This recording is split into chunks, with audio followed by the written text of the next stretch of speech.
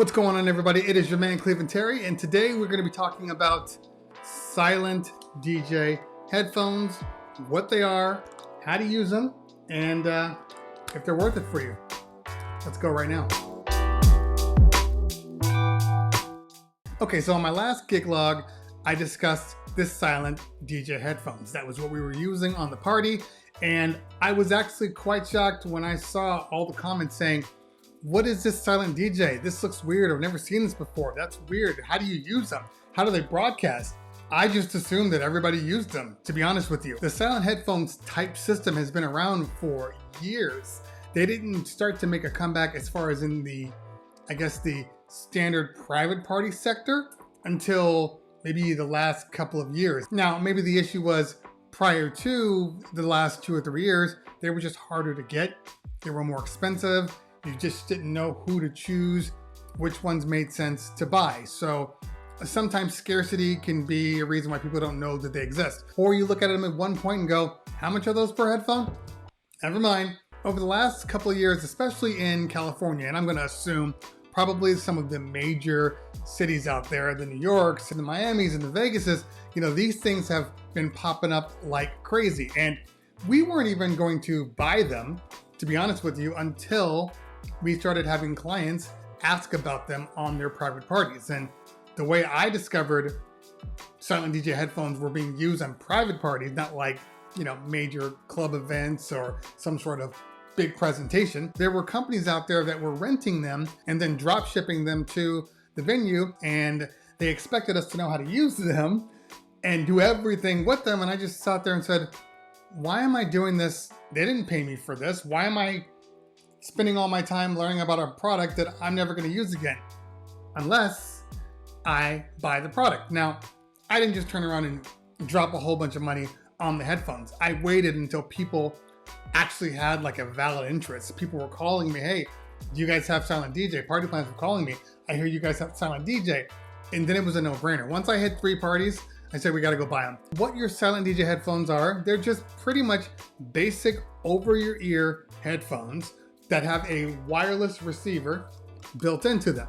And then you have a transmitter that sends out a UHF, similar to like a mic system, FM radio transmitter, that sends the signal from your DJ equipment or whatever you're using out to the headphones. In this case, the transmitter looks like this. Really, really good size antenna on it. The pack is very sturdy. It's powered, so you have to make sure you have an outlet for it. And on your backside, it has your audio input for your RCAs for how this is going to receive the audio to be transmitted out. And then you have your frequency boosters here, low, medium, and high. Now, for me, at least the receivers I bought, each receiver has the ability to output to 3 channels. Now, that's a singular channel. So basically, each box will output 1 channel. So if you want to do more than 1 audio feed, of course, you're going to need more than 1 box. At the most basic, simplest principles here, 1 box means you're performing somewhere where they just don't want to have noise being projected at the location. Maybe you're at a location that is designated to not have amplified sound. Well, you can have these with silent DJ headphones, and then you can skirt that rule because you're not technically going out of amplified sound. For venues like that, for venues that are like at somebody's home, somewhere where just sound is an issue, silent DJ headphones really, really come in handy. A lot of my clients, the way they're using them is, a lot of my clients don't necessarily want to hear all the music that the kids are listening to, or throughout the night, they don't want to listen to that music while they're dancing. So instead, they'll have silent DJ headphones, and the kids will be listening to, all their hip hop and all their current pop, and the adults will be listening to mainstream and maybe old school stuff. That way everybody gets what they want. And if there are adults that want to go to the mainstream or want to go to the hip hop, they can switch back and forth. Now, on the headphones, as I said before, the transmitters are capable of outputting 3 channels. So the headphones have to be capable of receiving 3 channels. So when you turn them on, they are color coded. So and each color represents a particular channel. So you got green, red, blue, your standard RGB. channel 1, channel 2, and channel 3. If you're doing a singular output transmitter, obviously you're going to put them all on the same channel. Don't even tell them to switch. Just kind of keep it this way. Every headphone has an on and off switch, a channel switch, and their own volume rocker so they can adjust the sound that's coming into their ears. And I have found, to be honest with you, because I was more worried about the fact that I didn't want these people wearing kind of cheap headphones just messing up the sound that I'm outputting. These headphones have some pretty good sound in them, to be honest with you. I was really impressed by it. And the distance between the receiver and the headphones is a long way. I mean, I'm talking about with, direct line of sight, you're talking like football field space in between. So I haven't had these things cut off on me. I haven't had them break frequency, and now you're dealing with that. I haven't run into problems, and I've been using these things all throughout LA, where LA is notorious for having frequency issues, and I don't have any with these. Let's plug this in. Now, there is no way to change like the specific frequency that is being transmitted from the box, but I have found that in general, I haven't had any issues. I haven't had any cross transmissions. It's a really strong signal. It's operating at the 920 megahertz spectrum, so there's a lot of room up there. So I haven't had any issues yet. Could that change? Of course, but there is no way to change the frequency on here. But you can change the channel.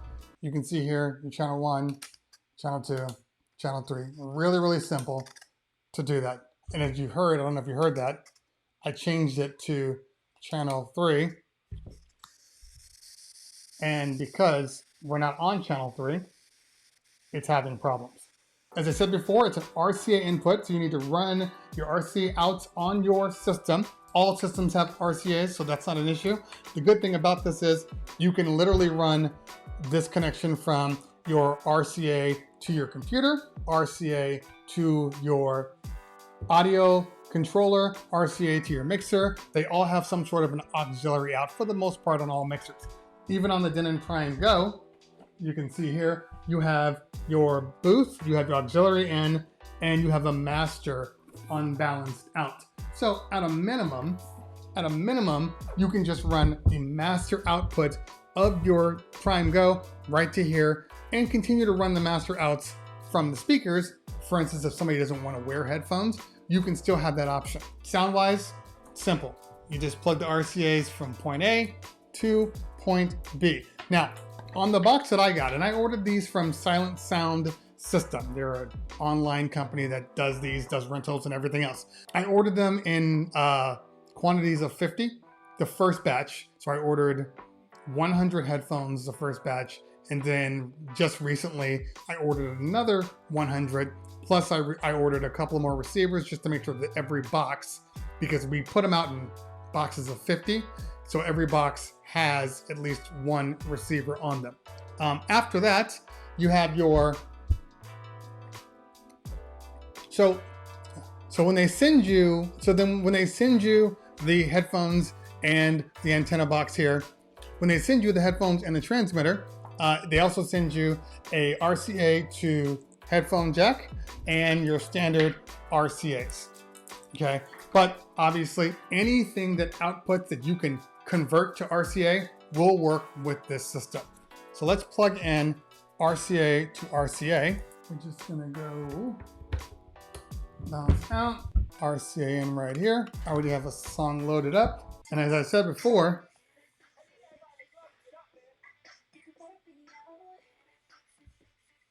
when you turn down here, the master. Yeah. So now they have the sound. Again, if I had multiples of these, then yeah, I would just switch to any channel that the other DJ is on, which there isn't one, and go from there. Really convenient, really simple. Like I said before, distance is really good. No cross issues with them. Oh, I'm sure people are going to ask me, how do you mix with them? That's a good question. So you have a couple different options here. You can have a little speaker off to the side, and because this is typically going out of your mains, then it's just a matter of just having your booth just outputting, and then you can just mix from there. You can also mix from within the box, headphones, split Q, just using your standard split Q system on your controller or you don't even have to have split queue, just be able to mix through. I would not recommend doing 2 channels unless you have 2 DJs or at least a iPod, iPhone playing a mix on the background. It's too complicated. I've had to do that before. I won't do it again, but I did do it before. For me, I recommend just having 2 DJs because the whole purpose of being able to switch back and forth between the silent DJ is to allow for different vibes. And if you're playing a mix, if that mix isn't working for that crowd, you can't just quickly change to a new song. So you might be stuck playing a crappy song that nobody wants to dance to, and it's just going, and people are just going to switch off of that channel. And then they're going to question why they paid for that additional channel because nobody's using it anyway. I'm not going to talk price because it varies. I mean, it goes from anywhere between, $700 for like 25 headphones to, depending on where you order them from, $2,000 to $3,000. And these were on the pricier side, but the reviews on them were very, very good. Their reliability is very, very good, and they stand by their products. Plus, not that it matters, but they also printed out our logo, put them on the headphones too. So we have nice branding on them. They give you a whole pack of numbers, one through 100, so you can actually mark your headphones. That way you know which ones are out. Because the hardest part of headphones is tracking them and making sure that the headphones that you send out actually come back. So, we talked about it on like the quarantine DJs, having a QR code. Yeah, I would love to do that stuff, but to be honest with you, a lot of clients don't want people to have to wait, or that little extra step of just logging out that you sent that headphone out. A lot of clients don't want to do that. So we have a, if you break it, if you don't return them, we have a policy, and that policy is you're gonna have to pay for a new headphone, and that could be $35 to $50. I think we charge $35 a headphone. It might even be $50, just to make sure that they come back, because nobody wants to spend that money on headphones because some idiot kid or friend decided that they want to take them home, because it's not like you can use them after the fact. But yet some people are dumb. I mean, you do have a headphone input right here if you want to go wired, but come on, who's doing that? Not for these. As far as battery power is concerned, I have charged these things up. They charge up really, really fast as they send them to you, and I don't have them in front of me, but it's like a spiderweb charging system. It has your power outlet, and then it has your USBs, and then the USB breaks off into 4 USBs, and then each USB breaks off into 4 power plugs that go right into the headphone right here. So you can charge 16 headphones off of each plug. It probably takes 30 to 40 minutes to charge headphones from 0 to charge, and I'm probably overstating. It's probably faster than that, to be honest with you.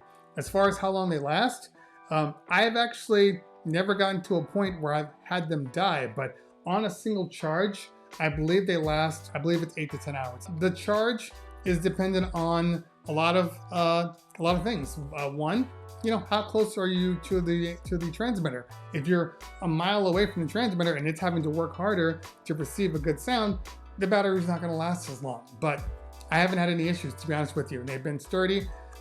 They've been really reliable. They have a nice fold-in design, so they're compact in the box. We had to buy special boxes so we could hold them in each on wheels to make it easier. But the fact that you can do any RCA, the fact that you can go headphone jack out of anything, even your laptop, makes it easy. And as a matter of fact, that's how I did my mix when I had to do them simultaneously. I had rekordbox on my controller, and I had Serato going out of my headphone jack. So I was literally mixing each song. I'd mix the one song, get out of it, back to my headphones, mix that one, get out of it, go back, and it was exhausting. But I was able to do it, but it was exhausting. All right, guys, that's it for me today. If you found what I said useful, hit that like button. If you found what I said really useful, hit that subscribe button. Make sure you follow me on the Instagrams and the Twitters, and leave a comment below. Let me know if you've been seeing these in your cities, your towns, and if you were interested in getting them. All right, guys, always a pleasure. If I don't talk to you later, we'll talk soon. Peace.